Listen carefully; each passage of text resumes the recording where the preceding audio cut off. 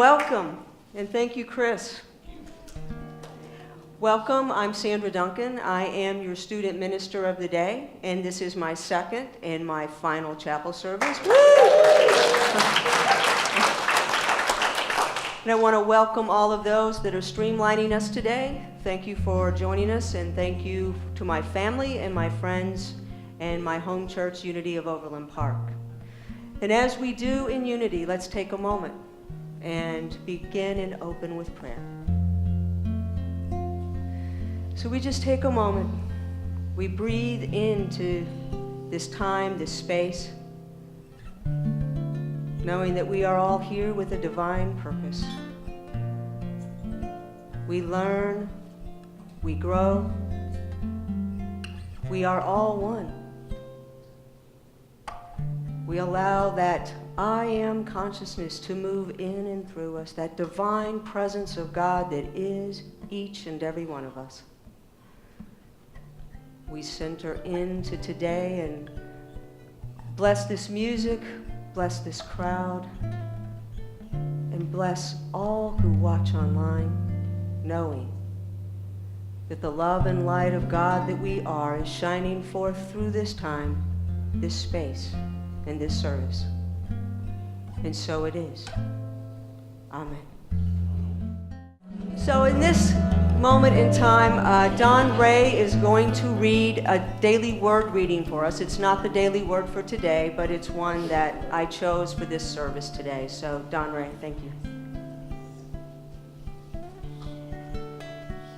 The selected word for today, I ought to get a microphone.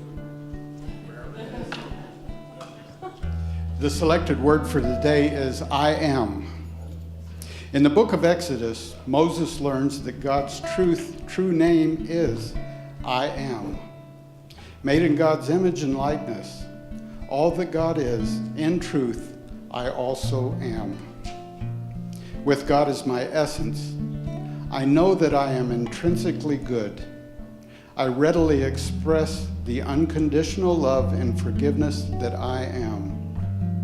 In truth, claiming infinite wisdom as my unfailing source, I am wise and compassionate in all my affairs, creative and prosperous in all my activities. I claim only the highest qualities of being for myself, so I refrain from putting words of lack or limitation after the phrase, I am. Through the Christ in me, I affirm that I am whole and perfect, a divine expression of God's glory in this world. And all that God is, I am, and all is well. From Colossians 1:27, Christ in you, the hope and glory. In the affirmation for the day, I will say it and then we'll say it together.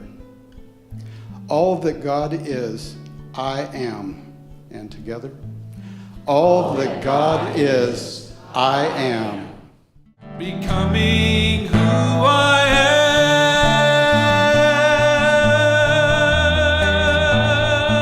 am.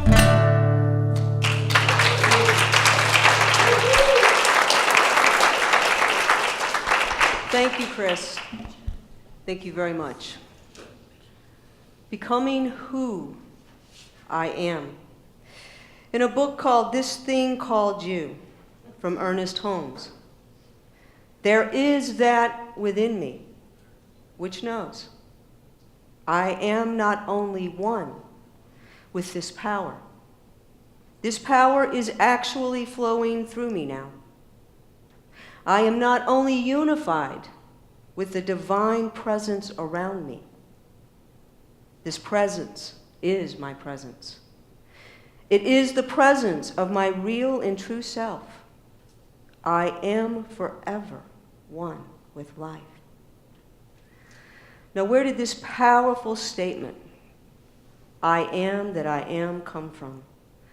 As Don said in the daily word, it was spoke to Moses.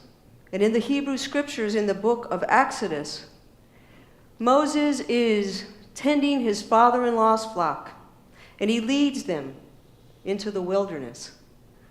to the foot of Mount Horeb, which is known as the mountain of God. And in that, he sees a flaming bush, but yet the bush is not consumed. And he goes over to it, and he hears a voice. And it says, Moses, take off thy shoes, for thou standest on holy ground. And he goes, moreover, I am the God of the Father, the God of Abraham, the God of Isaac, and the God of Jacob. And Moses hid his face. And the Lord continued, I surely see the affliction and have heard the cries of the Israelites in Egypt and their taskmasters. And I've come to deliver them. Now come, for I will send thee. Now in this story of Moses, he had fled Egypt because he was afraid, because the Pharaoh was going to take his life. So he didn't want to go back, so he was giving a lot of excuses as to why he should not. And then finally he says, God, who am I that I should go into the Pharaoh and that I should bring forth these children out of Israel? And then Moses continued to battle his cause. And he goes, Moses, behold, when I come unto the children of Israel, they shall say unto them, the God of your father has sent you. And then Moses says, who shall I say sent me? What is thy name? And God said unto Moses, I am that I am. Thus shalt thou say unto the children of Israel, I am hath sent you. Now, in that verse, we know that Moses wants to do God's will. But he's probably wondering what's going to happen when he goes to Egypt, because he's fled there and he's afraid. And he's seen God in a burning bush. So is God going to stay in this burning bush? Martin Buber, a Jewish theologian, helps us understand this a little better. How we can find God's will and God's direction. And he says, I am that I am implies in Hebrew, I will be with you at the place where you are. This means each time we meet him in a new and different way. And God is always with us. And God was with Moses. And why is that? Because when we open to our God presence, we recognize that God is in all things. We let God guide, direct, and inform us. And we can grow in that consciousness, that I am consciousness. And I know that within every living being, every living soul, that there's a yearning to find that consciousness within. A deep yearning to connect with a power that is greater and higher than ourselves. And what we learn in our teachings is that this is not an external search.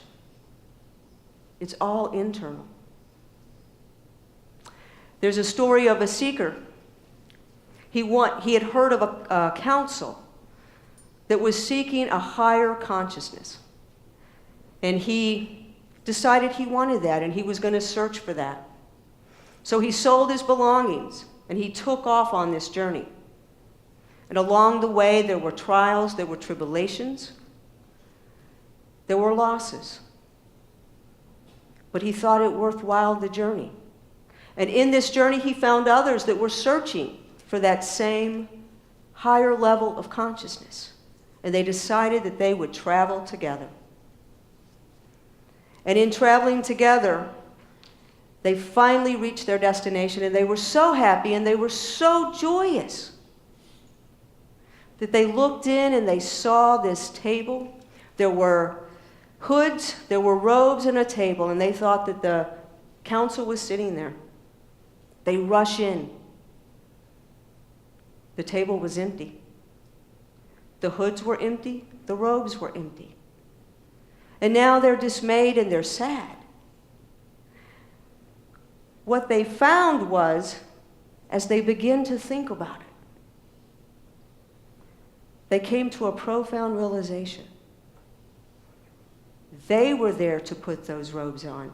They were there to be that counsel, the counsel that they had been searching for all along.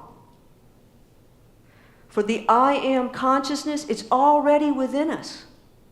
Each and every one of us, planted there long before we were born, long before we came into human form.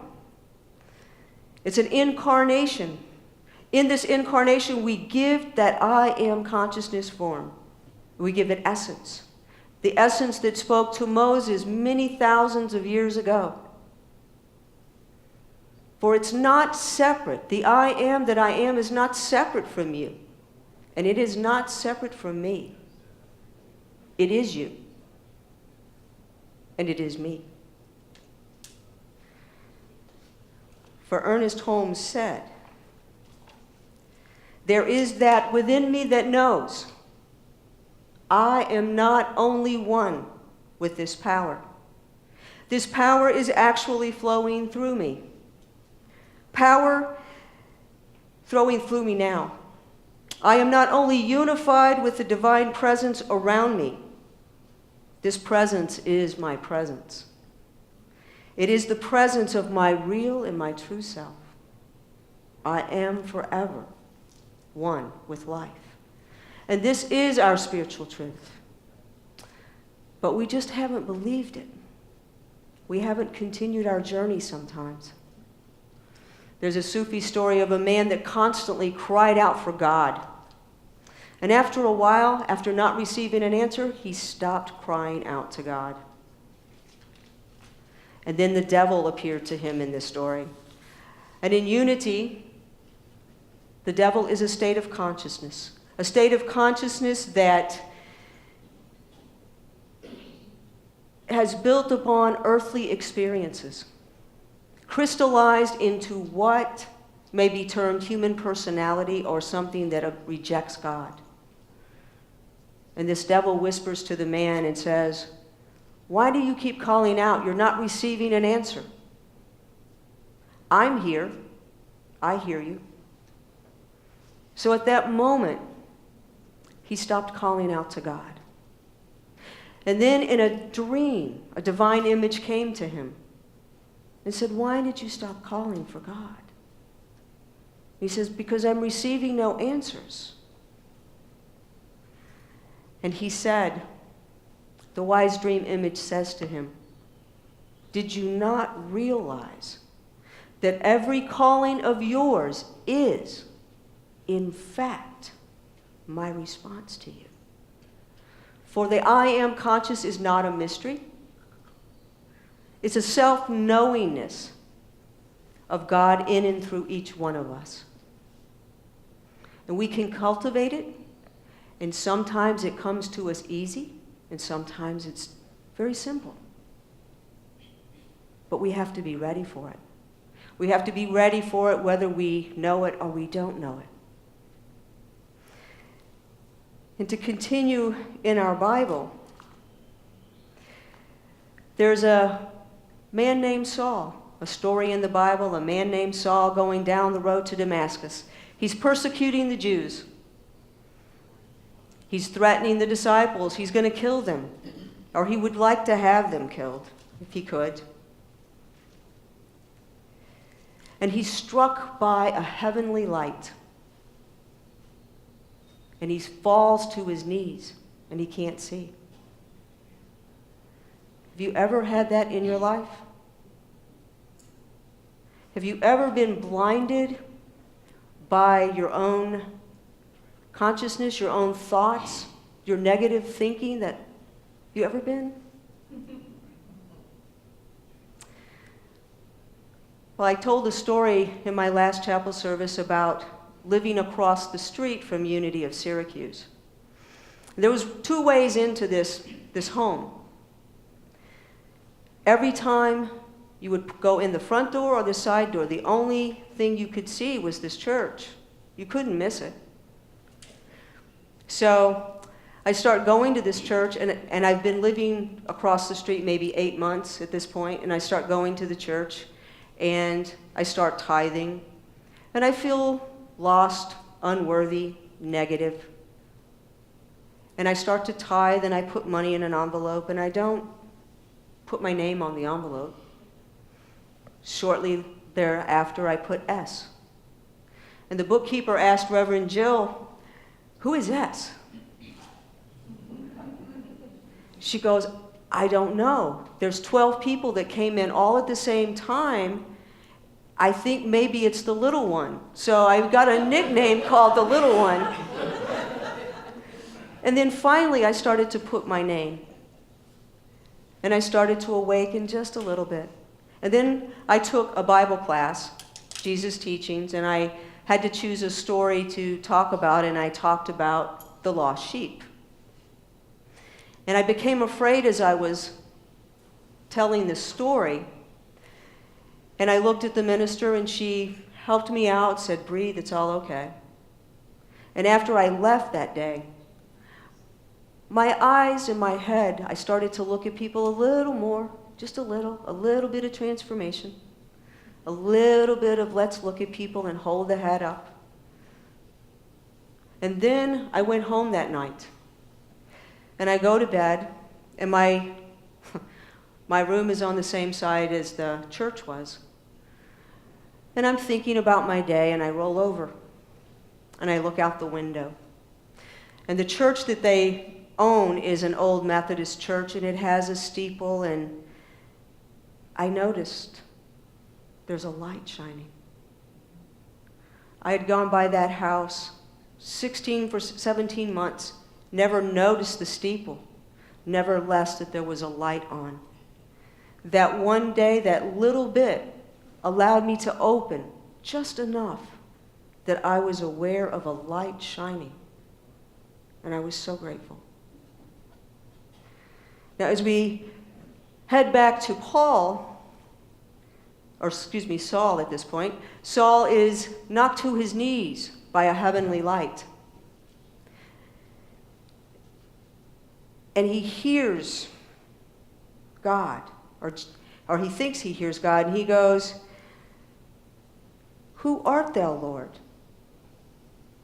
"I am Jesus, whom thou persecutest." And he says,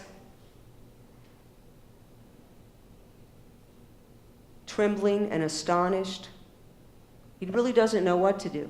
So he is helped with there was 2 gentlemen traveling with him, and he's helped up, and he's led into Damascus. He's struck blind, he cannot see. He goes in and he stays at the home of Judas. And for 3 days and 3 nights, he doesn't eat and he doesn't drink. He prays and he meditates. And then Ananias, a disciple, is given a vision to go and lay hands upon Saul to heal him and bring him sight. And he's afraid to go because he's heard of Saul and the persecutions and the deaths. But he hears the word and he goes. And he lays hands upon and he prays, and scales fall from Saul's eyes, and he can now see. And in this experience, Saul was transformed. He got baptized. He hung out with the disciples. He began to preach the word of Jesus. And then he himself was being threatened in his life. And then as his journey continues to preach the word, in Philippians 2, 5 and 6, he says, "Let this mind in you, which also is in Christ Jesus, who being in the form of God did not consider it robbery to be equal with God." What is that's in the mind of Jesus? the I am consciousness. The mind that knew he was God. Most of us don't get knocked to our knees in a dramatic way, but some of us may. But it occurs to me, and I hope to you, that at many times we are called to reach in the depths of our souls to cultivate our I am consciousness. And how do we do this? Well, I believe we do it through love. And in Matthew 22, the 34th verse through 40, it's right before Jesus is going to be crucified. And he is being asked questions by the Pharisees. And one of the Pharisees is a lawyer. And so they're trying to catch him in something so that they can arrest him. And the Pharisee says, "Teacher, which is the greatest commandment in the law?" And Jesus said, "Love the Lord your God with all your heart, with all your soul, and with all of your might, and with all of your mind. This is the greatest and the first commandment. And the second is like to it. Love your neighbors as yourself. For on these two commandments hangs the laws and the prophets." Sounds simple. But it's not easy, is it? Love is a concept, something that we can agree upon with each other. But love is a real face-to-face practice. It's another story. Simple, though not easy, in Jesus' response, he's affirming a universal truth. Love the Lord your God, the Lord of your being, the Christ presence of God that is expressing as each one of you. Love your own divine nature with your heart and with your soul and with your mind. And love that same divine nature in each and every neighbor. Everything else, every other law, every element of faith stems from that. For it is Jesus' most important teaching. Jesus has deliberately taken this antagonistic question from this Pharisee. And that question was, "Teacher, which is your greatest commandment in the law?" And used it to a doorway for his greatest truth. The truth is that everything requires that we first love the presence of God. We are. We love the Lord of our being. We love the Lord our God. Love the presence of God as you. Love that presence of God as you, because it is only when you love that power, that you release that power, that you can express that power. Your heart, your soul, your mind, your thoughts, your feelings, and your beliefs. Focus on those. Focus them on the Christ presence you are, the presence of God seeking and eager to express in, as, and through each of you. For each of us is infinite spirit. Each of us is the Lord, the Christ in expression. Jesus is saying, get on with your spiritual purpose in this human form that we are. Get over the belief in yourself that you are limited in your beliefs or in whatever it may be that you're doing. Get on with your spiritual purpose. And what is that spiritual purpose? Simple. Love God. Not as some distant being. Not as an abstract concept. Love the Lord. The presence of God in each of you, and in me, and in all others. Take that presence into your soul, into your heart, and into your mind, and make it the source for your thoughts, your feelings, and especially your beliefs. For truly, truly believe in that oneness, the oneness with God. And then recognize that in your neighbor.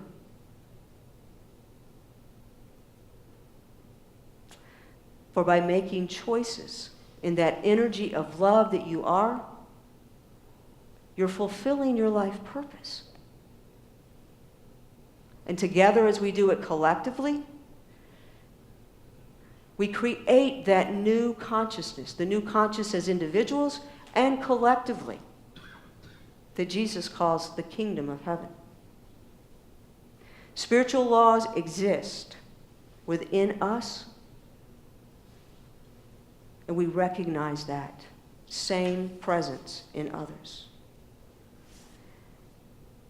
Marianne Williamson, in her book, A Return to Love, says,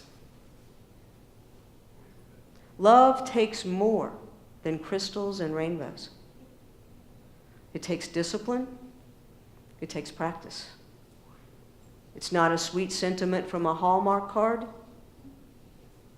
It's a radical commitment to a different way of being, a mental response to life that may at times be at odds with the rest of the world.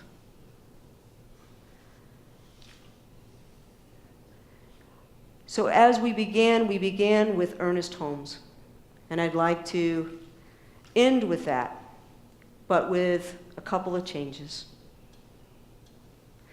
There is that within me that knows I am love. I am not only one with this power of love, this power of love is actually flowing through me. I am not only unified with the divine presence of love around me, this presence of love is my presence. It is the presence of my real and my true self. I am forever one with love. I am that I am. I am. You are. We are love. And so it is. Namaste.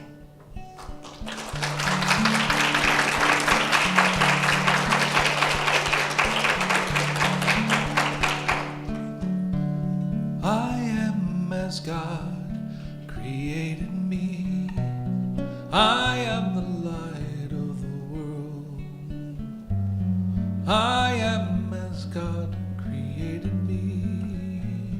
I am, I am, I am. I am as God created me. I am the light of the world. I am as God created me. I am, I am, I am.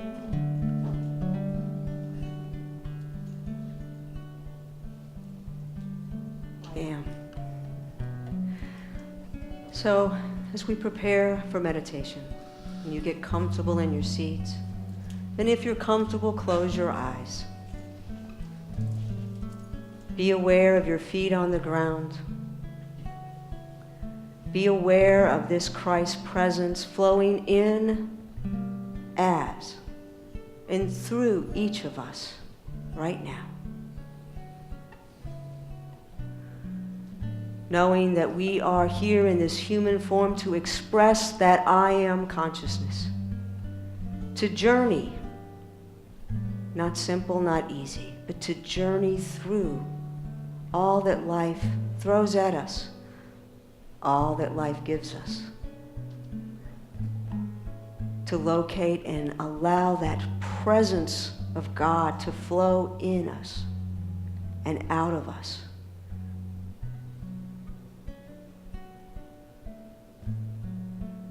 We move through this time and you let go of those things that bind you from expressing your Christ nature, to express your I am, knowing that we are, each and every one of us, that divine presence that flows in and through. We are each and every one.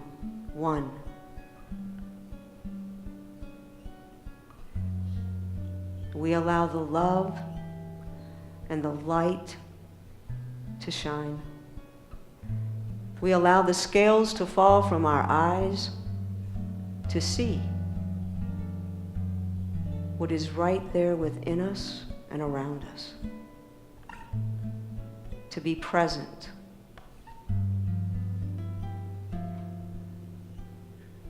To be open and to be aware.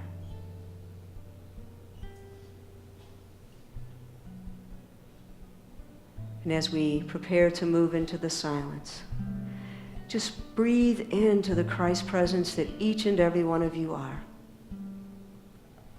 Express it. And express the love that you are. And know that you are each and every one love in the silence.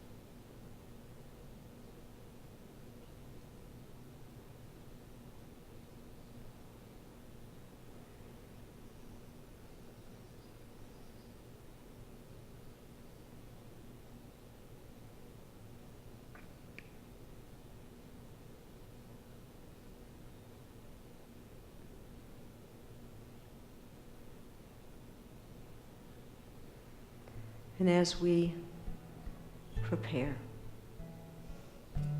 gently and slowly, to come back to this place, this time and this space, I invite you to remember you have within you all that you need to seek, to search and find it,